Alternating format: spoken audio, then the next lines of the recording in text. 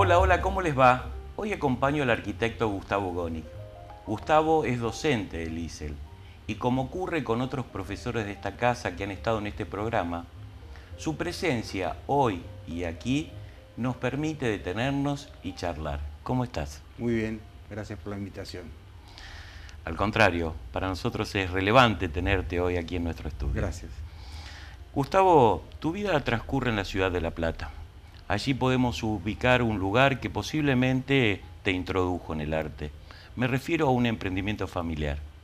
Bueno, sí, esto fue un negocio que tenía mi papá, primero de cuadros y enmarcado, y después, a partir del año 68, la Galería de Arte, que fue un logro personal para él, ¿no?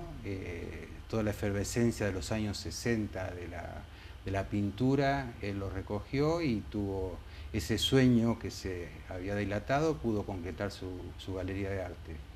Y la puso con una otra persona, su socio, Roberto, que era un poco un tío postizo.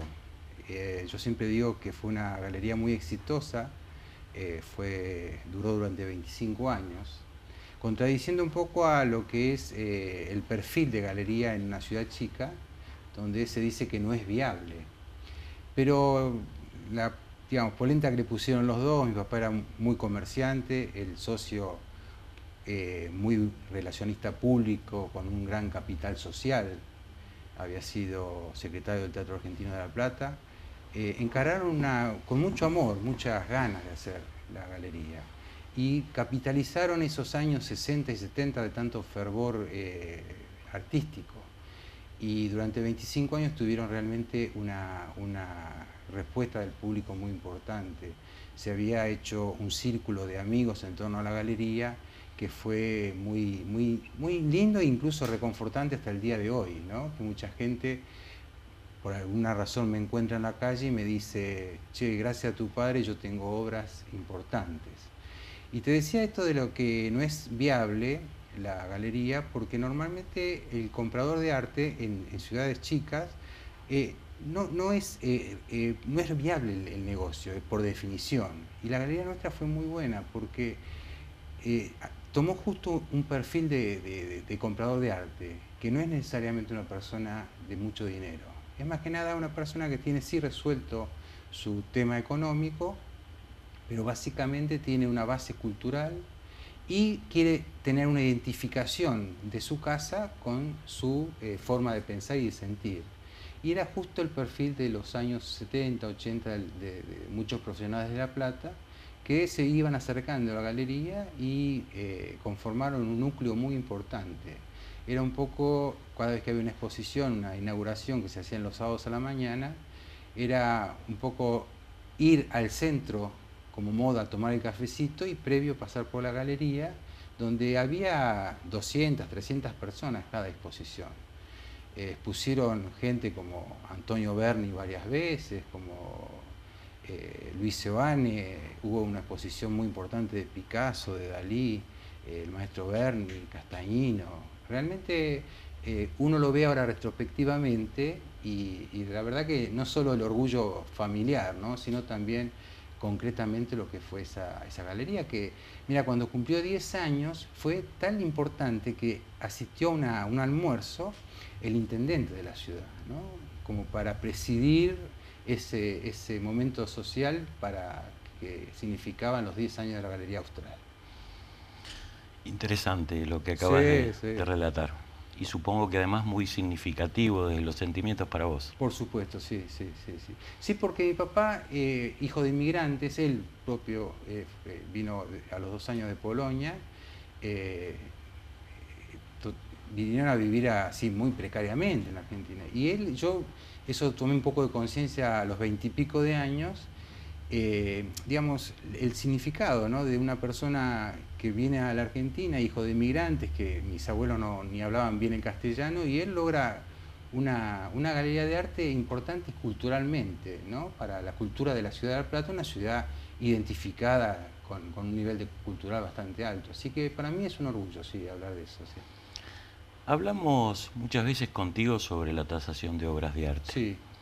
En esas charlas buscábamos encontrar correlaciones entre lo que nos ocupa a los martilleros cuando subastamos obras de arte y lo que ocupa a los corredores inmobiliarios cuando tasamos un bien inmueble. Sabemos que es posible establecer o asignar la tasación a una obra de arte con el propósito de subastarla. La experiencia y el conocimiento del mercado son las guías sobre las que se asienta esa actividad. Pero la calidad en una tasación ¿es el resultado de los años de experiencia del mercado de comercio en el arte o hay algo más? Bueno, te voy a empezar a contestar, que me interesa mucho para relacionar los mercados. Yo básicamente trabajo como tasador de bienes muebles, bienes artísticos. Y soy docente en una carrera que la función principal o focaliza en el mercado inmobiliario. De modo tal que trato de que los estudiantes identifiquen, más que al mercado en sí, a la tasación. La tasación como una metodología. Y que en base a eso sepan que lo más importante es esta metodología. Que no es importante el objeto a tasar. ¿Por qué? Porque lo que van a tener que hacer ellos es entender ese objeto a tasar. Una de las primeras clases mostramos una diapositiva donde hay 2 fotos. Un lingote de oro y abajo al jugador Messi, que todos conocemos, gritando un gol del Barcelona. Entonces le interrogamos a los estudiantes cómo tasan el lingote. Rápidamente, peso por tasación del día. ¿Cómo tasamos la camiseta? Y bueno, empiezan, ¿y qué partido fue? ¿Hizo algún gol? ¿En qué lugar la van a vender? ¿En Madrid? ¿En Barcelona? ¿Fue el resultado de una final? Y eso les crea esta idea, ¿no?, de la diferencia entre lo que es puramente material, que sería el lingote, y lo que es intangible, que es la camiseta. Para que puedan empezar a entender de qué se trata el objeto. Y después decimos, por supuesto, cuando yo taso, lo que tengo que identificar es ese objeto, entender ese objeto. En el mercado inmobiliario también. En La Plata hay una casa que vos conocés, que es la Casa Curuchet, que la realizó Le Corbusier, el arquitecto suizo, tal vez el arquitecto más importante del siglo XX. ¿Cómo taso eso yo? Y seguramente que voy a empezar no por los metros cuadrados o por la cantidad de habitaciones, voy a empezar seguramente por la importancia artística, por más que el mercado potencial no va a ser los franceses para comprarla porque no la van a poder llevar allá, pero igual por dónde empezar a tasar, del mismo modo que cómo empiezo a tasar el lingote y cómo empiezo a tasar la camiseta. Si yo empezara a tasar la camiseta por cuánto vale el metro cuadrado de tela, seguramente le estoy errando. Y eso se transfiere al mercado inmobiliario también, entender de qué se trata el objeto. Y para mí esto de que los estudiantes entiendan esta idea de entender el objeto, pasa básicamente como cuando, por ejemplo, estamos tasando por bienes comparables, ¿no? Es decir, yo tengo que comparar un bien, que puede ser una vivienda, con otros bienes. Y a todos los tengo que entender de qué se trata, de qué me está hablando ese bien. Entonces llegamos a la posibilidad de homologarlo, de homogeneizarlo, que es la esencia misma de la tasación, en el mercado del arte, en el mercado de los bienes inmuebles, y eso es lo que le transmitimos a los estudiantes, esta idea de que lo importante es la tasación en sí y no el objeto a tasar. Te propongo retomar una vieja y muy conocida pareja de conceptos, valor y precio. Sabemos que no siempre son magnitudes equiparables. En el valor de una obra de arte intervienen factores subjetivos, mientras que en el precio intervienen valores objetivos. Pero en la práctica especialmente suele ocurrir al contrario. ¿Cómo ves esto desde tu experiencia? Bueno, otra vez es interesante tomar al mercado del arte para llevarlo a explicar esta diferencia entre valor y precio. Básicamente porque en el arte tenemos una larga experiencia en disociación entre valor y precio. Hoy tenemos cuadros que se venden en el mercado en subastas por más de 100 millones de dólares, o entre particulares en más de 200 millones de dólares. Porque el arte tiene como objeto es la creación. La creación hace que haya tanta disociación. Y la creación es un valor intangible. De modo tal que lo tenemos que evaluar y lo tenemos que apreciar. A propósito, usamos estas dos palabras, esto de evaluar y apreciar, justamente para hacer énfasis en la raíz, relación al valor y al precio. Y esto de la creación, el aspecto creativo, hoy se puede transferir a otros mercados. Por ejemplo, en el mercado de lo tecnológico, ¿no?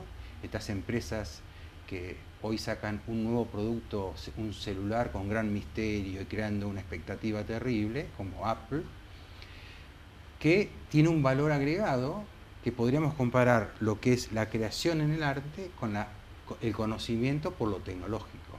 De modo tal que un celular nuevo sale mucho más de lo que en realidad tendría que valer, pero sale más por la novedad, por el aspecto tecnológico, y eso es transferible desde el aspecto creativo que expliqué a el aspecto tecnológico. Esto se ve tranquilamente y lo podemos llevar a dinero. En la empresa del siglo XXI, el 70% es intangible, es la marca. Por eso es muy importante este asunto de entender lo que significa el aspecto creativo para entender el valor y el precio. Convendrás conmigo que podemos definir tasar como ponerle precio a ciertas cosas vendibles, e implica, de alguna manera como manifestabas, hacer ingresar un valor económico donde el propietario del bien puede ganar o perder dinero. Cuando la tasación no es profesional, generalmente se sobrevalora. Sí. Cuando lo hacemos profesionalmente, ingresamos una serie de relaciones, de factores o de un conjunto de factores objetivos y subjetivos. Lo estabas explicando. Y además, cuando hay que justificar esta tasación, nos apoyamos en los factores objetivos, tratando de disminuir el peso de los valores subjetivos. Es difícil lograr un equilibrio entre estos dos factores cuando uno de ellos es una cantidad de dinero en la tasación de una obra de arte. La contestación tendría que empezar diciendo que uno como tasador lo que hace es una lectura del mercado, sin hacer opiniones que tienen que ver con la crítica, ¿no? Que en el arte pasa mucho, ¿no? Uno ve algunas obras y no puede decir me gusta o no me gusta. En el aula está prohibido decir eso, me gusta o no me gusta, porque lo que tiene que hacer es hablar de la tasación y de las tasaciones anteriores, que normalmente las encontramos en las subastas de arte y antigüedades. Las subastas de arte y antigüedades son la columna vertebral del mercado. Y uno, como tiene que recurrir permanentemente a eso, tiene que hacer esa lectura.